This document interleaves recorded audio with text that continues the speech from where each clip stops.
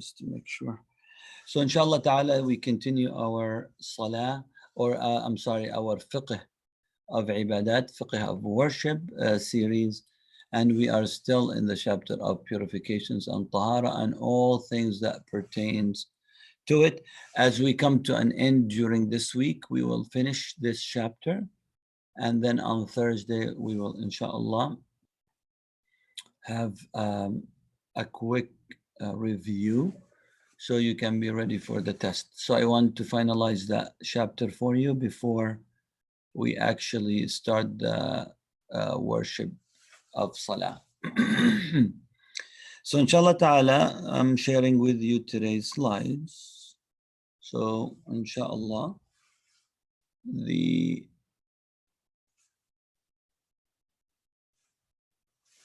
first slide for today is wiping over casts, wrappers, and similar items, things that come to prevent you from being able to wash with water and to penetrate water to touch your skin. It is permissible to wipe over any wrapper or diseased, injured body part. So now we want to learn today that what happens if somebody got injured, somebody somebody breaks his arm, and have a cast over it, or somebody that actually have an injury. It's a big wound. It's meant to be exposed to air so it can dry up by itself, but it's a big wound.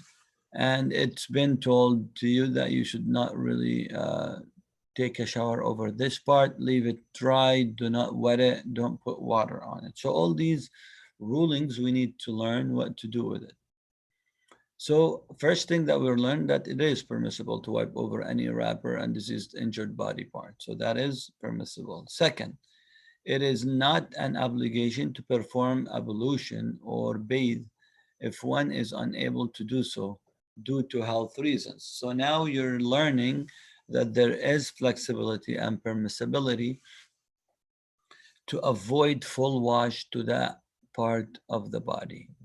But the question would be what to do if if it's only one part. Do I skip the whole wudu or do I do tayammum?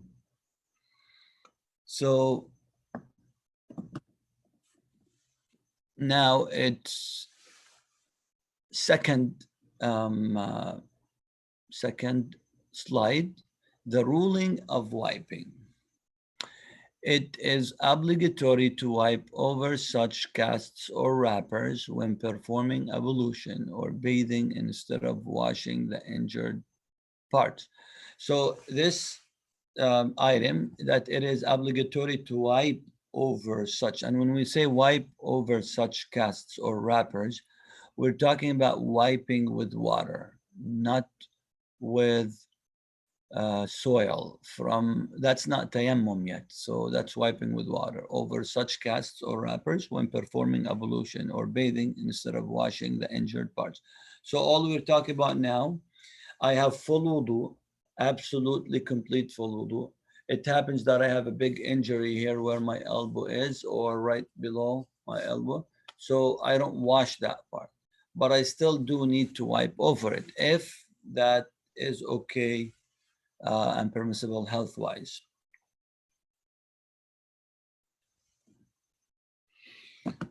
Okay, so you don't see the slide. Let me see. You should. Let me stop share. 1 second. We see the slides. You just need to push play in the presentation. 1 second, Kashif. Let me put. Okay, so Kashif, you wanna share it, or should I try again? You can try it again, inshallah. So I'm sharing now. It should be. Do you guys see it now? Yes, we see it. So if I go to presentation mode, let me see. Go to presentation mode. See if you see it. Do you still see it, or it's gone? It's gone. So I see it, but it's not in presentation mode. Why don't you just click on the next slide itself? Okay. Yeah. Let me just share it again without having to. So now you can see it, but it's not a presentation mode, right? Right. Okay, that's fine. We can just do it for now. We'll see how it goes. Okay, so that was the first slide for my students, the viewers. That was the first slide, wiping over cats, wrappers, and similar items. It is permissible to wipe over any wrapper or diseased, injured body part. It is not an obligation to perform ablution or bathe if one is unable to do so due to health reasons. So that was the first slide. Second slide is ruling of wiping. It is obligatory to wipe over such casts. So wiping with water, we said. So it is doing full wudu just when it comes to that injured spot. You're just wiping over it with water if that does not harm your injury. Now, we will go to the opinion of the schools of thought. The Shafi'is and the Hanbali say that wrapping must be placed after ablution or bathing. If not, person must repeat all prayers performed without having the wrapper placed before performing ablution or bathing after he is cured. So this is where knowledge comes powerful. And this is where the flexibility of the opinions comes to be very handy. So according to the Shafi'i and to the Hanbali, someone goes to an emergency because they had an accident or somebody broke his arm and what have you. They put a cast on it. He does not have wudu. The cast is already placed on it. It's permanent. He can't take it off. And according to the Shafi and Hanbali, he can't wipe over it because they're taking the same rulings as wiping over the socks. It has to be placed on top of the body part if the body part had wudu, full wudu. So what they say that the person has to repeat all the prayers after the cast is taken off, after the injury is gone. They have to repeat all the prayers that they have missed because all the prayers that they've done that was without proper wudu. They just can't wipe over it. So that becomes very, very difficult, honestly, because with accidents, with things, we just do things and we're not really thinking that before they put cast on and what have you, before the injury, before the surgery, whatever, I have to take wudu and what have you. A lot of people miss out on that. Now, the Hanafi and the Maliki, the first two schools, do not think so. They say wrapping does not have to be placed after ablution or bathing because they're not taking the same ruling of the socks or what have you. That's a different ruling that they take. There is no need to repeat prayers that were performed with the wrapper, even if it was placed before ablution or bathing. So it's really the opposite opinion. Absolutely the opposite. Somebody had an injury, put on a cast, did not have wudu, and then was released from the hospital, and now he's at home, wants to make wudu. He has to wrap to wipe over the cast. But just remember that it was never put on a wudu, a fresh wudu. So what are we going to do? According to the opinion of the Hanafi and Maliki, it is fine. There is no need to the prayer at all. So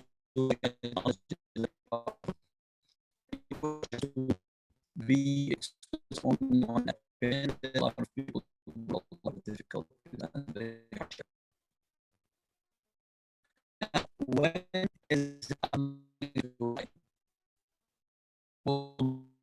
should be on when is a must try water over the item, the injury cast, what item that really prevents you from actual this needs to be followed. Second, if there is a possibility that wudu may harm the injured body part, cause the condition to worsen, or increase the pain, then wiping the injured body water is permitted. Then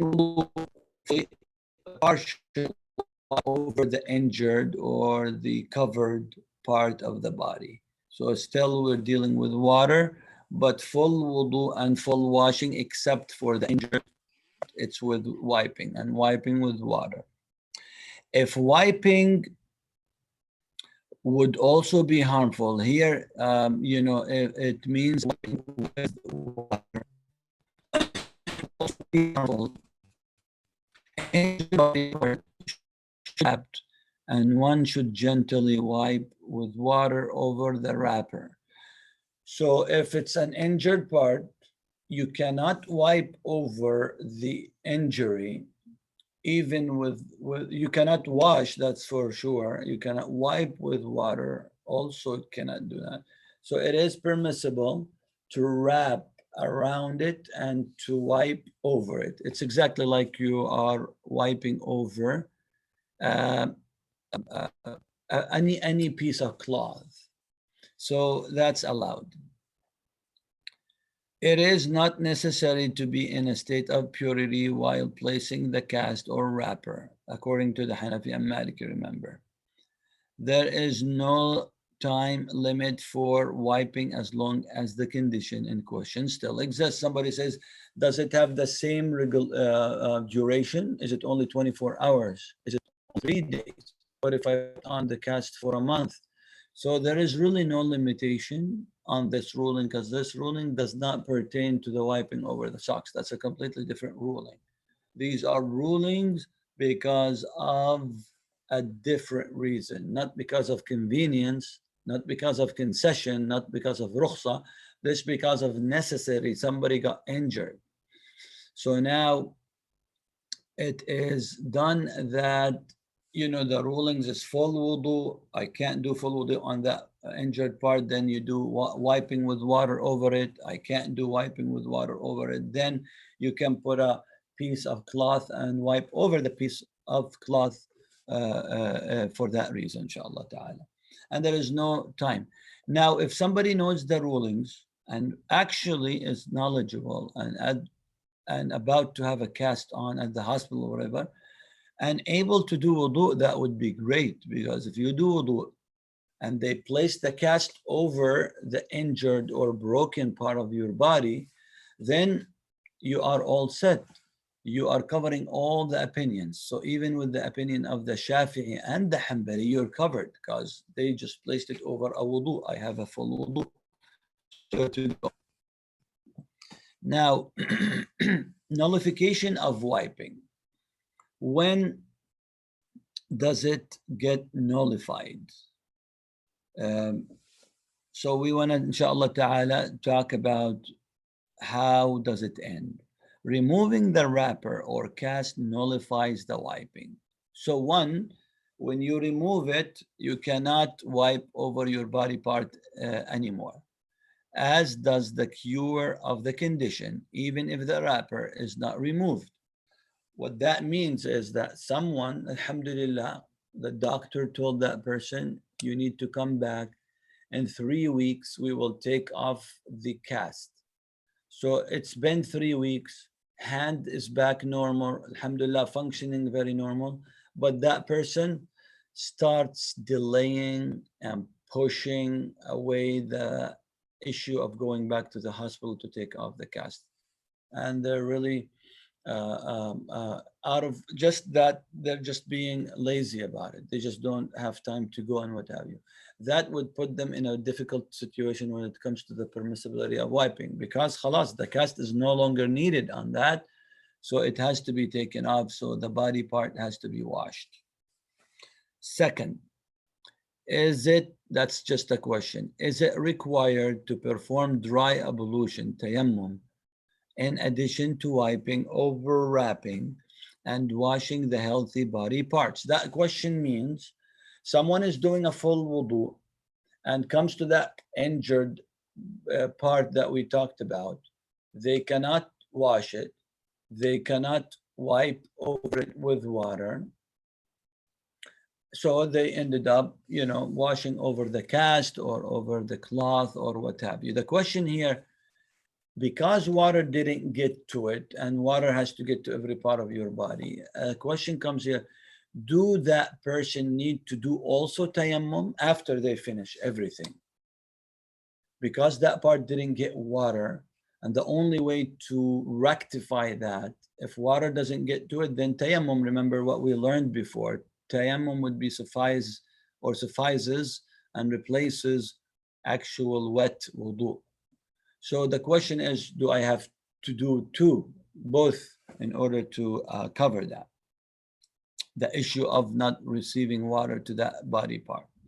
The Hanafi and the Maliki and the Hanbali, they believe that wipe with water over wrapping and wash the healthy body parts without dry ablution. So you have three schools that say no, there is no need to add tayammum.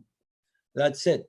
If you're able to wash, you wash. If you're not, then you wipe with water. If you cannot wipe, then you wipe over the cast or the piece of cloth, the wrapping. If you cannot do any of that, you at least wiping over the cloth. So there has to be any type of wiping, but there is no need to add tayammum to it. The Shafi'i school differs and says no, wash the healthy body parts. Everything that is healthy has to be washed.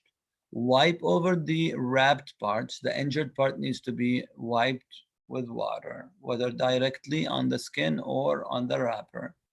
And after all that's finished, you still need to do tayammum, just to make sure that your performance is correct. Last slide for today is wiping on head covering. So now we want to talk, especially for the sisters, the hijab, for the brothers who wear turbans or like kufi, but they have maybe injury on their head and they're covering that injury and they don't want to expose that injury. Not because of looks, not because they're just, and that's legitimate, even for the looks. That Allah subhanahu wa ta'ala comes to understand people's psychology. If somebody has really a big injury on their head and they don't want to show people, not because they're insecure of themselves, it's just they tried it in the past and it just caused them so much irritation. People start asking and questions, oh my God, what happened? Why do you have this injury on your head? And they have to repeat their childhood like history and story, and all that has to be told to everybody that they see their injury. So whether it's for the looks or whether it's for really truly hardship, they don't want to take it off. The question is, there is some reason why a person wants to wipe over. So wiping on a head covering. Let's talk about the opinions. One opinion, according to Imam Ahmad, the majority of the scholars doesn't allow wiping on the head cover without necessity. So somebody just for look? No. Somebody for convenience because it's hard? No. Somebody wants to go to the public restroom and say, I don't want to take off my hijab in front of people? No. So because they don't consider this necessity. Necessity to them is only like health related issues. You expose it, you get injured, it gets infected, that necessity that they're talking about. That's one opinion, and it is majority of the opinions. Opinion number two, a different opinion from the school of Imam Ahmad, from the Hanbali school that actually was placed at first as no. There is, and you will have that, you will have sometimes the school itself differs.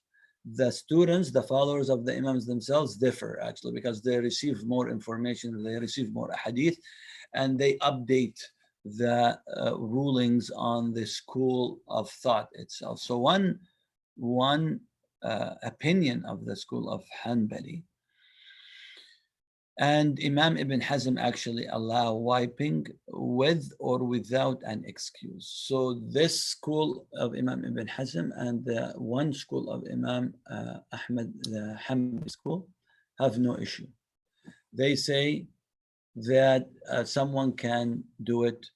It doesn't have to be like top necessities, but there is a reason. There is a reason why somebody, of course, why would somebody wants to wipe? There has to be a reason. So just being in public, yeah, they say absolutely, that's a good reason. Just for looks, I don't want people to keep asking me, how did you get injured and how did you get this? Yeah, sure, that's a reason, that's a good reason. So you don't have to have absolute necessities that is health related, so they're fine with that.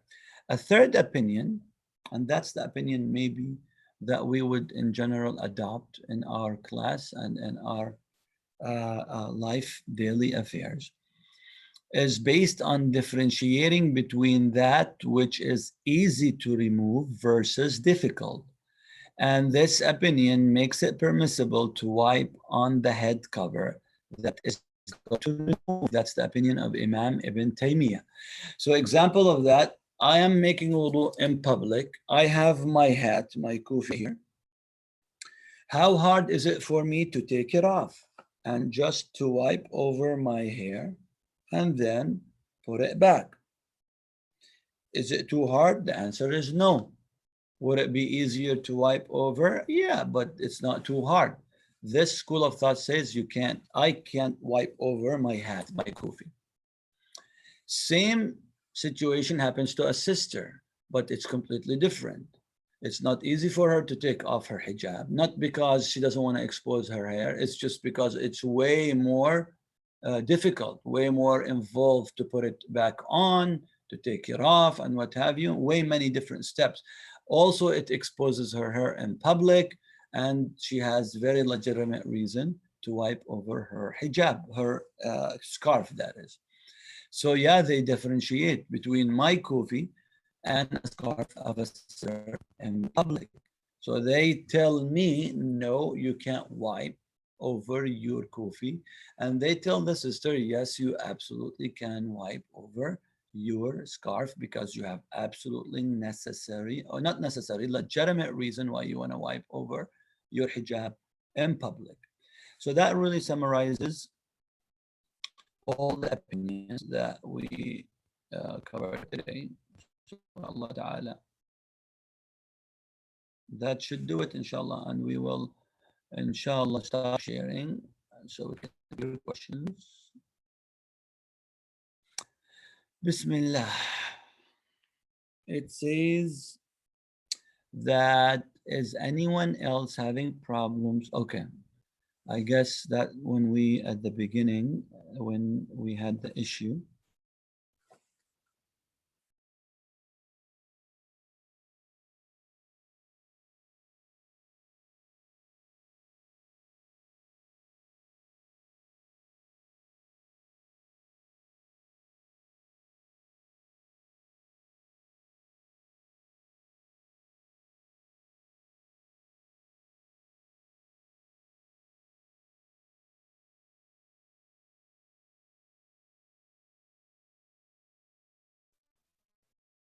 Kashif, can you hear me okay? Yes, Alhamdulillah, I can hear you okay. I don't see any questions on YouTube or in the chat. Okay, so we have one question that just came in now. This is off topic, sorry, but do you have to be on wudu or tahara to make sajda for shukr? So it is off topic, but because it's related to the topics that we covered, I will definitely, inshallah, entertain in it for you. But if it was completely off topic, then it's part of our class policy to just stick to the materials that we covered today or we covered previously. The answer, you do not need to have wudu to do the sajda of being grateful, the shukr sajda, you do not have to be on tahara. That's with the like the most majority of opinions, because that's not salah. It's not considered to be a salah, so it does not require the prerequisite of salah. Those who have seen that it should be on tahara saw it more of an respect and etiquette to do so. So yeah, if someone has the time, of course, to go make wudu and make the sajda with tahara, yes, of course, it's preferable. But if it happens that somebody received the good news and they really do want to do it immediately and make sujood of thanks and being thankful and grateful, yes, by all means, it can be done without needing to have wudu.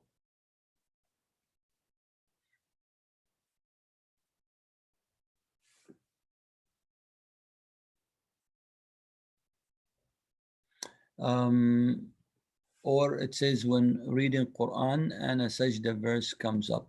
So reading Quran and a sajda, that's a little bit more detailed of an answer, because we did cover the fact that the scholars have differed, and that the majority of scholars do see that the Quran يعني, needs to be touched with tahara, with wudu and what have you. But also that, especially if somebody is on janaba, they have majority that says you cannot touch the Quran. But let's assume someone that actually has a minor ritual state of impurity. يعني just lost their wudu, so they're not on janaba or anything, and they do not do not take the opinion that they must make wudu. They're okay. It's just more preferable. So they're reading the Quran.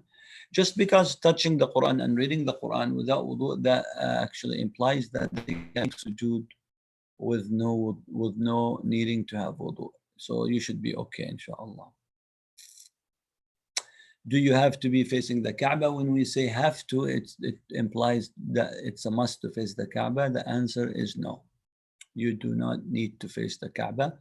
Is it more preferable? Of course, always to face. It's even more preferable to make dua facing the Qibla.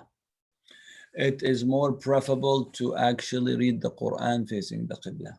It is more preferable to sit and face the Qibla and just make dhikr. So it's always more preferable, but there is nothing that makes it must or have to. How can we email you more detailed questions, of course, pertaining to these topics we have discussed?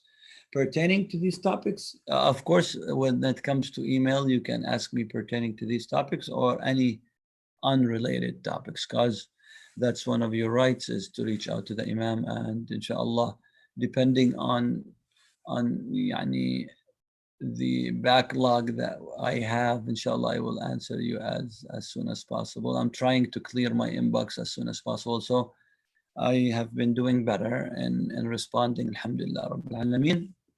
So you can just email me at my Imam's email, and it's available in the Imam's corner. So as you go to the Imam's corner, and you will have, and one of the options, one of the boxes is to ask the Imam to ask a question, inshallah. So you ask those, or you can definitely. I think that's the best. I prefer that is over anything else, inshallah. So we have. Those are the questions I have for today, inshallah. So inshallah, again, I want you to get ready. Tomorrow, we will have more slides on the topic of same related topic. And then same as Wednesday. Wednesday, we are going to actually finish the chapter of Tahara. On Thursday, inshallah, I will review with you all the slides, everything that we have covered from the beginning. So it's going to be a quick review, but it's very, very, very important for you to attend. So you would tell even the other students to attend, because all your questions, all the tests that you will have on Monday, all your questions will be questions from the review on Thursday. So I might review with you like 100 questions relates to everything that we talked about, really quick. So there is really, and it's just for you to grasp things. So I would really, really recommend that you review the slides before, so you can grasp it really quick, because it's not going to be something depending on your memory. You need to have, you need to refresh all those slides. And then you just hear me going through pointing points. You will know immediately that this is something out of the questions. I will tell you this is important, this is important. So you would focus more on these, because it will be most likely that this question would be on the test, inshallah ta'ala. So again, plan it well to attend tomorrow, Wednesday, but very importantly for the course of the Tahara, and the chapter of Tahara, for you to attend Thursday review, inshallah. Jazakumullahu khairan. Wa barakallahu feekum. Wassalamu alaikum wa rahmatullahi wa barakatuh. See you tomorrow, inshallah.